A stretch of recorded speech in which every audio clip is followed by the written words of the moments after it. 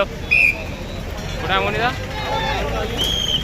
या ना अंजनगाव स्टॉप अतिक्रमण काढणं सुरू आहे ना अंजनगाव स्टॉप या या या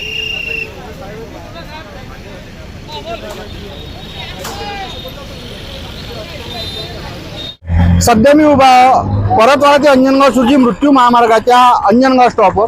तुम्ही जर या ठिकाणी पाहत असाल तर दांडगा असा पोलीस बंदोबस्त ठेवलाय आणि पोलीस बंदोबस्त या ठिकाणी असं ठेवलाय की या ठिकाणी हॉटेला रस्त्यावर झाल्या साऱ्या तर जसे या ठिकाणी PI आकरे साहेब आले त्यानं या ठिकाणचं अतिक्रमण हटाव मोहीम लावली आहे. सर्व होमगार्डचे कर्मचारी आहेत, RPFचे काही कर्मचारी आहेत आणि स्वतः पोलीस बंदोबस्त याशिवाय नगर परिषदच्या ताफ्याच्या माध्यमातून या ठिकाणचं तुम्हाला ट्रॅक्टर आणला बाबा म्हणते तिथं सामान उचलून सर्वच्या सर्व या ठिकाणचा जे अतिक्रमण झालं आहे ते अतिक्रमण हटवण्याची मोहीम आहे. सोबत या बाजूनं नॅशनल हायवे ऑथॉरिटी ऑफ इंडियाचे सर्व जे लोक आहेत हे आहेत आणि तुम्ही जर पाहत असाल की स्वतः हा टोटल पाठीमागं जर पाहत असाल तर दांडगा पोलीस बंदोबस्ताच्या माध्यमातून सर्व या ठिकाणचं अतिक्रमण करण्यासाठी स्वतः ठाणेदार साहेब या ठिकाणी जातीनं हजर आहेत आणि अरे जो ट्रॅफिक असते का काय असते या रस्त्यानं त्यातल्या त्यात येणं केलेलं अतिक्रमण या अतिक्रमणाचा लोकांना वज्जर त्रासून आला.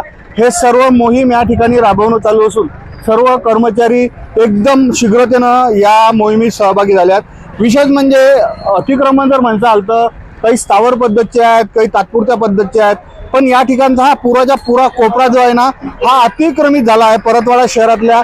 याशिवाय ज्या काही शाळा आहेत त्या शाळेच्या आजूबाजूला असणाऱ्या पानटपऱ्याही माध्यमातून हटवून झाला आहेत आणि नगर परिषदचे जे सर्व हे कर्मचारी आहेत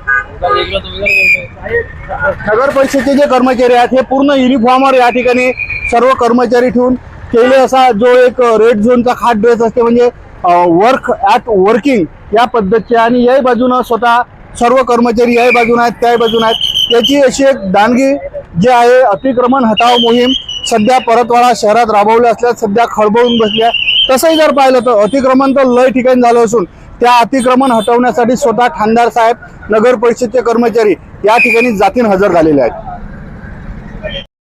तर माझ्यासोबत ठाणेदार सर आकरे सर आहेत, कर्मचारी आहेत का काय बाबा सारे कर्मचारी पुरा तापा घेऊन पुरं अतिक्रमण करण्यात आलं. नेमकी मोहीम काय आहे? शाळेपासून जे 100 मीटरच्या अंतरावर पान ठेवले आणि जे तंबाखूजन्य विक्री करणारे दुकान आहेत त्या काढण्याची विशेष मोहीम आहे.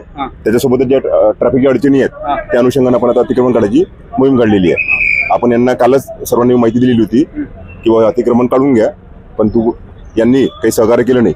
आता नगर परिषदेसह सरळ जप्ती कारवाई सुरू केली आहे आपण आता. बरं सर, सध्या आपण अंजनगाव स्टॉपवर अशी कारवाई परतवाडा शहरात आता कोऱ्या ठिकाणी नेमकी तुम्ही राबवणार आहे? तर ज्या ठिकाणी मेन प्रॉब्लेम्स आहेत ते प्लॅनिंग करून आपण काढणं सुरू आहे. सध्या आज शुक्रवार आहे, शनिवार रविवार दिवस पण बरोबर लोकांना अडचण होणार नाही त्या अनुषंगाने आपण प्लॅनिंग करणार आहोत.